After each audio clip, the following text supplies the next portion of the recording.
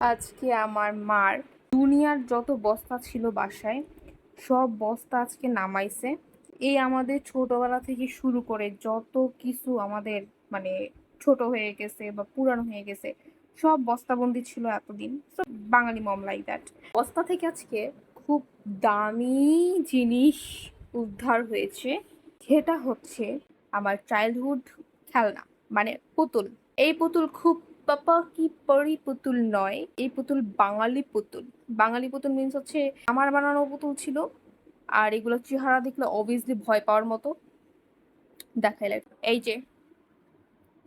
এই যে আমার বানানো পুতুল ছিল, এই যে আমার বানানো পুতুল।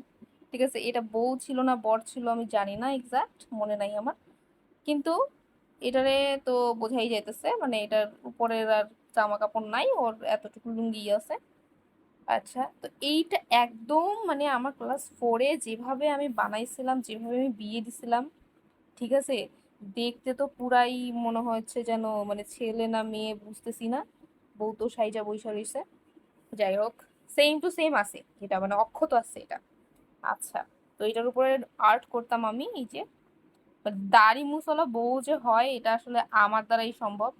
ওকে, তারপর এই যে এইটা আমার খুব শখের একটা পুতুল ছিল। এই পুতুলটা খুব সুন্দর শাড়ি পরা ছিল, অ্যান্ড ওর এখানে কানের দুল ছিল, এখানে গলা সেট ছিল। কিন্তু আমার সমস্যা ছিল, আমি না মানে সুন্দর সাজানো গুছানো পুতুল দেখতে পারতাম না। লাইক এই পুতুলটা, এরা দেখতে অনেক সুন্দর ছিল। একটা গোলাপি কালারের শাড়ি পরানো ছিল, খুব সুন্দর পরিপাটি একটা পুতুল ছিল। কিন্তু আমার ওই পরিপাটি পুতুল কেনার পরে আমি এটার কাপড় চোপড় খুইলা নিজে আগে কাপড় চোপড় বানাবো, ঠিক আছে, তাও ফিটিং করে কাপড় চোপড় বানাবো। হুম, তারপর তার জন্য গলার সেট বানাবো।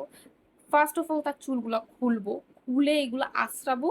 আঁচড়ায়া ওর মাথায় চুল থাকলেও পারে, নাও থাকলে পারে, লাগলে আমি সুতা দিয়ে আবার চুল বানায় দিব। কিন্তু আমি ওর চুল আমার আঁচড়াইতে হবে, ঠিক আছে। তা আমার পুতুল খেলা এরকম ছিল যে আমি ওর চুল আশ্রয়, এই যে ওর যে কি সুন্দর একটা বেনি ছিল এখান থেকে, এইরকম একটা বেনি ছিল ওর। এই বেনি আর নাই, এই বেনি খুইলা আমি আশ্রয়া ওর দিক দিয়ে টাকলা বানায় দিছিলাম।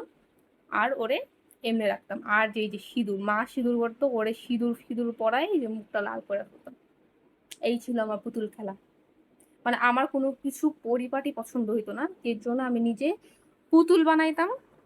আমাকে কত পুতুল কিনে দিত, আমি ওই পুতুল দিয়ে খেলবো না। আমি এই যে পুতলা পাতলি বানাইতাম একলা একলা।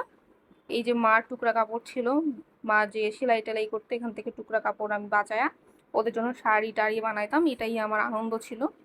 এই যে ভূতের দল, এগুলো আজকে উদ্ধার হয়েছে, আমার খুব ভালো লাগতেছে। কত বছর পর এগুলোর আমি দেখলাম। চাইল্ডহুড ব্যাপারটা এত sweet. I remember those days very well, my childhood days.